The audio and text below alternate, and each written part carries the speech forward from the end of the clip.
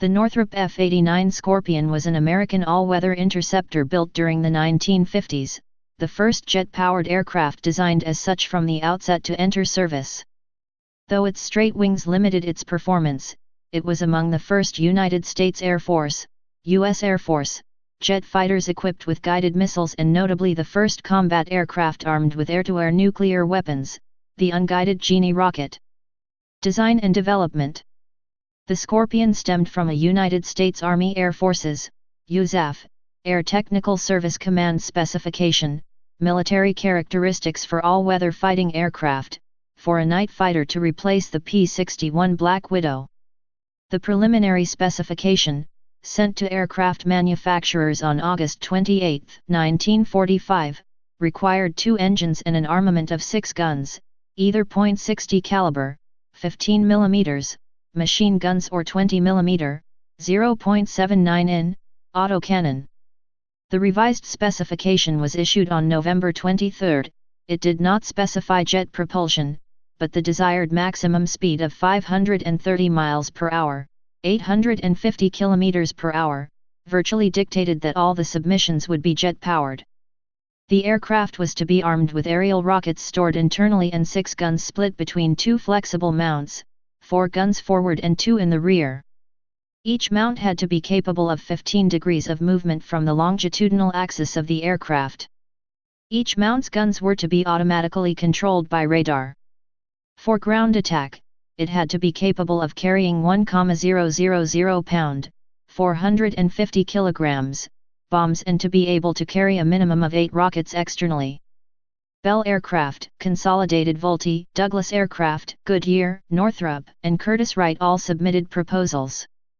In March 1946, the USAF selected the Curtiss-Wright XP-87, adapted from their proposed XA-43 attack aircraft, and Northrop's N-24 design, one of 4 submitted by the company. The N-24, designed by Jack Northrop, was a slim-bodied swept-wing aircraft with a 2-man pressurized cockpit and conventional landing gear. To reduce drag, the 2 Allison J-35 turbojet engines were buried in the lower fuselage, directly behind their air intakes, and they exhausted underneath the rear fuselage.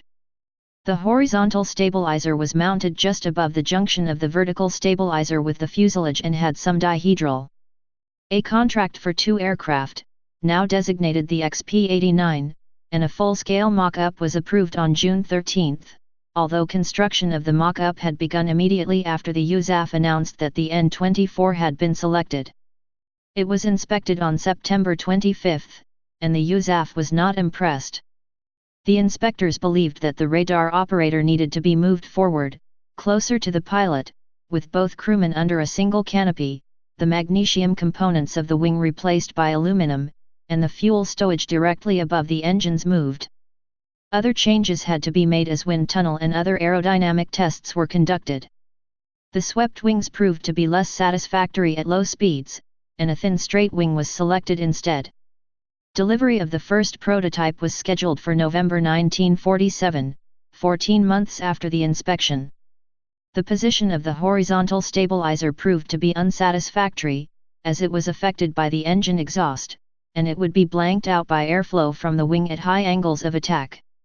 It was moved halfway up the tail, but its position flush with the leading edge of the vertical stabilizer proved to cause extra drag through turbulence and reduced the effectiveness of the elevators and rudder. Moving the horizontal stabilizer forward solved the problem. Another major change occurred when USAF revised its specification to delete the rear gun installation on October 8. Another inspection of the mock-up was held on December 17, and the inspectors only suggested minor changes, even though the fuselage fuel tanks were still above the engines. Northrop's efforts to protect the fuel tanks were considered sufficient, as the only alternative was to redesign the entire aircraft. The XP-89 had a thin, straight, mid-mounted wing and a crew of 2, seated in tandem. The slim rear fuselage and the high-mounted horizontal stabilizer led Northrop employees calling it the Scorpion, a name later formally adopted by the Air Force.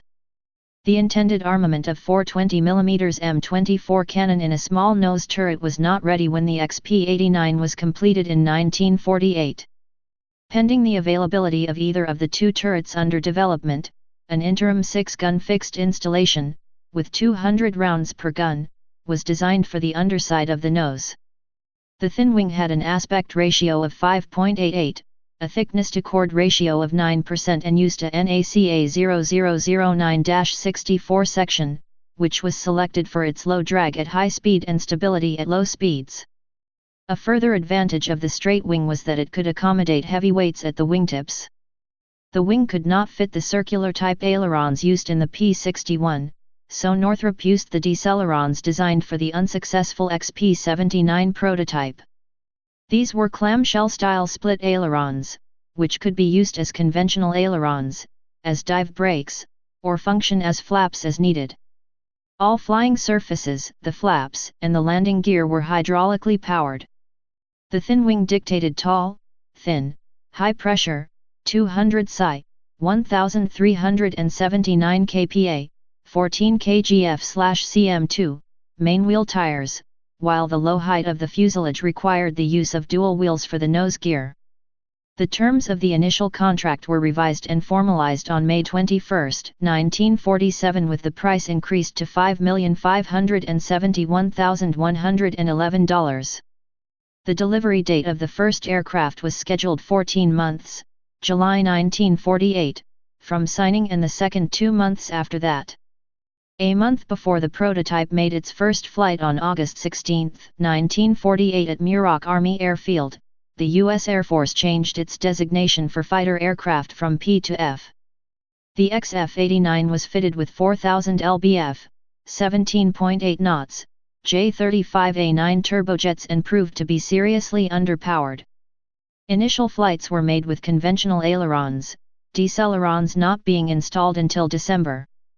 Several months earlier, the Air Force conducted a competitive evaluation of the 3 existing all-weather interceptor prototypes, the XF-87, the XF-89, and the U.S. Navy's XF-3D Skik Knight. The evaluators were qualified night fighter pilots, radar operators, and experienced maintenance non-commissioned officers. The pilots were not impressed with any of the aircraft and recommended procurement of an interim aircraft that resulted in the development of the Lockheed F-94 Starfire from the training version of the Lockheed F-80 Shooting Star. The F-89 proved to be the fastest of the 3 contenders, although it was in last place in cockpit arrangement and ease of maintenance. One pilot claimed that the XF-89 was the only real fighter and compared the XF-87 to a medium bomber and the XF-3D to a trainer. The full committee on evaluation overruled those evaluators, preferring the Douglas design and selecting the XF-89, as it had the greatest potential for development. The Air Force subsequently cancelled the production contract for the F-87 to free up money for the Scorpion. By November 1949 the second aircraft was virtually complete, but the Air Force was concerned about the design's poor thrust-to-weight ratio and decided to implement a weight reduction program, as well as upgrading the engines to the more powerful J-33A-21 fitted with an afterburner. Other major changes included the replacement of the nose gun turret by the Hughes-designed 6-gun nose, an /ARC-33 radar, an E-1 fire control system, permanent wingtip fuel tanks, and the ability to lower the complete engine for better maintenance access. The new nose added 3 feet, 0.91 m, to the length of the aircraft. It was redesignated YF-89A to better reflect its role as a pre-production test bed to evaluate equipment and changes planned for the F-89A production aircraft. The aircraft was essentially complete by February 1950. After repairs from a crash landing on June 27, 1949, the XF-89 was flown to March AFB to participate in the RKO movie Jet Pilot in February 1950.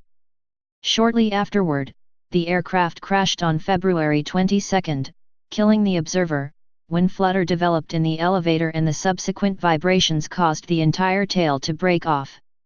Construction of the production models was suspended until the reasons for the accident were discovered.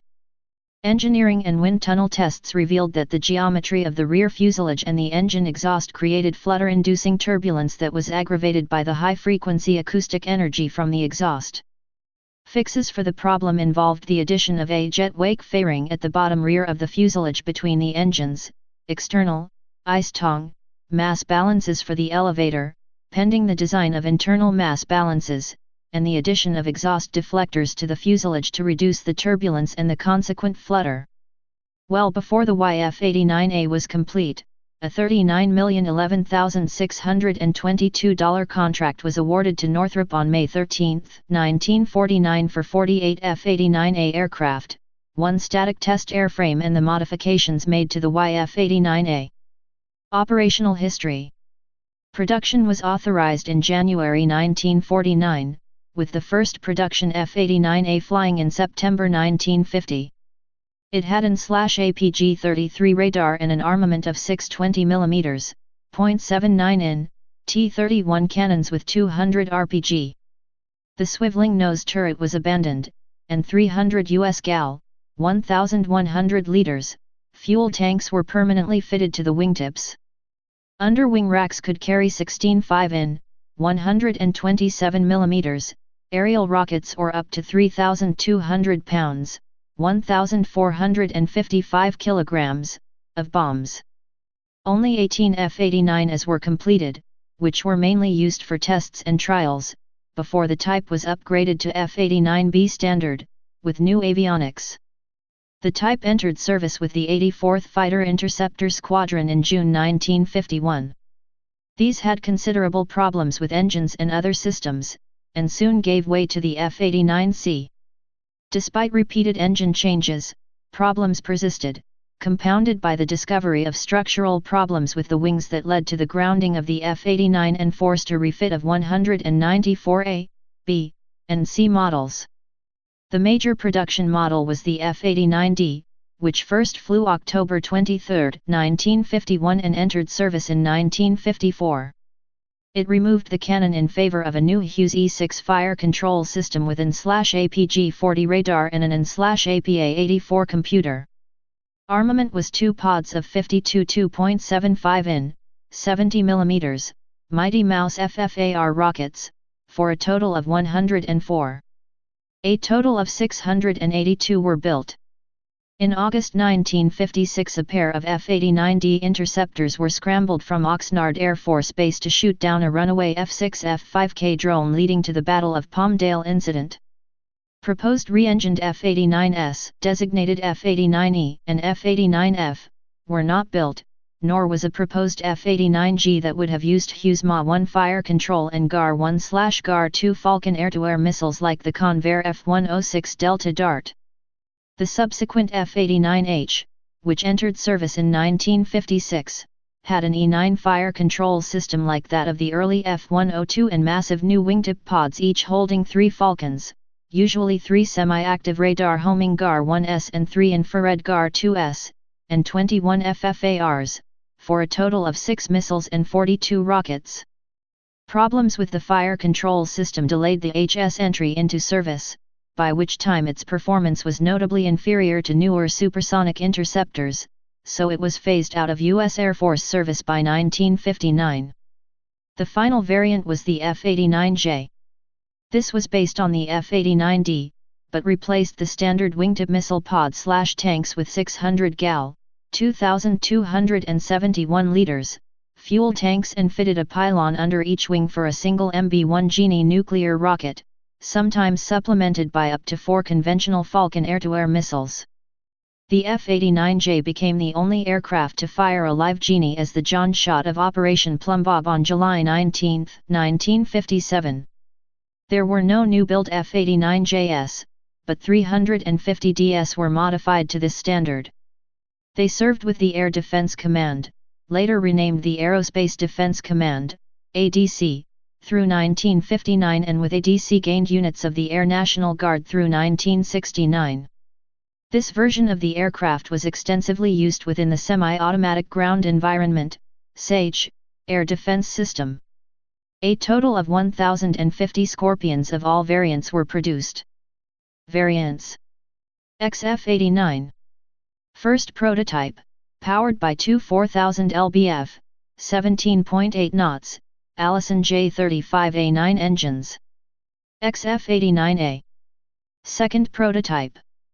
Fitted with more powerful, 5100 lbf, 22.7 knots, dry, 6,800 lbf, 30.3 knots, with afterburner, J-35A-21A engines and revised, pointed nose with cannon armament. F-89A. First production version, 8 built. Fitted with revised tailplane and 6 cannon armament. DF-89A. F-89 is converted into drone control aircraft. F-89B. Second production version with upgraded avionics. 40 built. DF-89B. F-89BS converted into drone control aircraft. F-89C. Third production version with more powerful engines, 5,600 lbf, 25.0 knots, dry, 7,400 lbf, 32.0 knots, with afterburning J-35A-21 or 33. 164 built. YF-89D. Conversion of one F-89B to test new avionics and armament of F-89D. F-89D. Main production version which saw deletion of the 620mm, .79 in, cannons in favor of 104 rockets in wing pods, installation of new Hughes E6 fire control system, AN/APG-40 radar and the AN/APA-84 computer. This new system allowed the use of a lead collision attack in place of the previous lead pursuit curve technique. A total of 682 built. YF-89E. One-off prototype to test the Allison YJ-71A3 engine, 7,000 lbf, 31.2 knots, dry, 9,500 lbf, 42.4 knots, with afterburner, converted from F-89C. F-89F. Proposed version with new fuselage, wings, and J-71A7 engines, 10,200 lbf, 45.4 knots, dry, 14,500 lbf, 64.5 knots, with afterburner, never built. F-89G. Proposed version equipped with Hughes Ma-1 fire control and GAR-1/GAR-2 Falcon air-to-air missiles, never built. YF-89H. Modified F-89D to test features of F-89H. 3 converted. F-89H. Version with E9 fire control system, 6 GAR-1/GAR-2 Falcon missiles and 42 folding fin aircraft rockets, FFAR. 156 built. F-89J. Conversion of F-89D with underwing hardpoints for 2 MB-1, later Air 2, Genie nuclear-armed rocket and 4 Falcon missiles, and carrying either the standard F-89D rocket/fuel pod or pure fuel tanks. A total of 350 were converted from F-89DS. Operators. United States. United States Air Force. Air National Guard. Aircraft on display. F-89B. 49 to 2457 Lakeview Park, Nampa, Idaho. F-89D. 52 to 1862 Elmendorf AFB, Anchorage, Alaska. 53 to 2463 Museum of Aviation, Robbins Air Force Base, Georgia. 53 to 2494 Home Base of the 158th Fighter Wing, Vermont Air National Guard, Burlington Air National Guard Base, Vermont. 53 to 2519 Planes of Fame Museum, Chino, California. 53 to 2536 EAA Air Venture Museum, Oshkosh, Wisconsin. 53 to 2610 Air Force Armament Museum, Eglin Air Force Base, Florida. 53 to 2646 Friendship Park, Smithfield, Ohio. 53 to 2674 Pima Air and Space Museum, adjacent to Davis-Monthan Air Force Base, Tucson, Arizona. 53 to 2677 Minnesota Air National Guard Museum, Minneapolis, Minnesota. F-89H. 54-0298 Dyess Linear Air Park, Dyess Air Force Base, Texas. 54-0322 Hill Aerospace Museum, Hill Air Force Base, Utah. F-89J. 52-1856 Bangor International Airport / Bangor Air National Guard Base, former Dow AFB, Maine. 52-1896 New England Air Museum, Windsor Locks, Connecticut. 52-1911, painted as 53-2509, National Museum of the United States Air Force, Wright-Patterson Air Force Base, Dayton, Ohio. This aircraft was the last F-89 remaining in service when it was transferred to the museum from the Maine Air National Guard in July 1969. 52-1927 Castle Air Museum, former Castle AFB, Atwater, California. 52-1941 Peterson Air and Space Museum, Peterson Air Force Base, Colorado. 52-1949 March Field Air Museum, March Air Reserve Base, former March AFB, Riverside, California. 52-2129 Air Power Park and Museum, near Langley Air Force Base, Hampton, Virginia.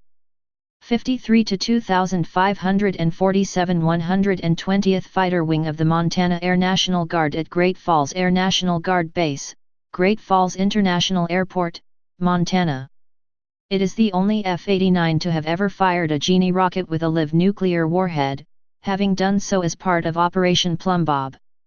53-2453 Heritage Flight Museum, Bellingham, Washington. 53-2604 119th Wing of the North Dakota Air National Guard, Fargo Air National Guard Base / Hector Field, Fargo, North Dakota. Specifications, F-89D. General characteristics. Crew, 2. Length, 53 feet 912 in, 16.40 m. Wingspan, 59 feet 812 in, 18.20 m. Height, 17 feet 6 in, 5.33 m. Wing area, 606 ft2, 56.30 square meters. Empty weight, 25,194 pounds, 11,428 kilograms. Loaded weight, 37,190 pounds, 16,869 kilograms.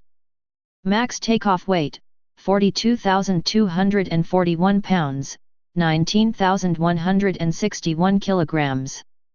Power plant, 2 times Allison J35A35 afterburning turbojets. Dry thrust, 5,440 lbf, 24.26 knots, each. Thrust with afterburner, 7,200 lbf, 32.11 knots, each. Performance.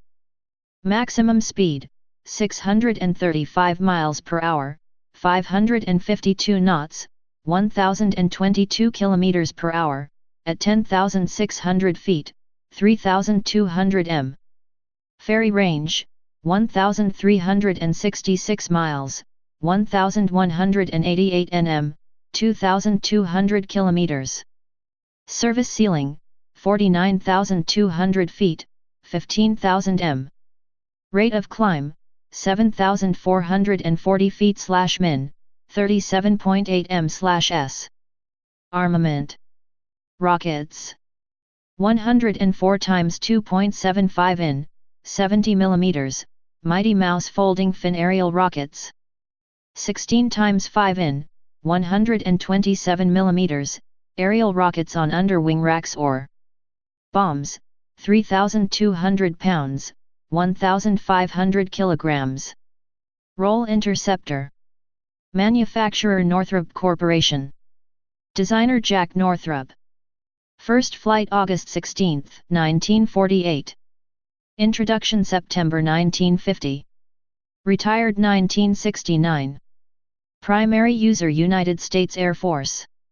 Number built 1050 and 2 prototypes. Unit cost $801,602 US, F-89D. $988,884 US, F89H. Please subscribe and thanks for watching.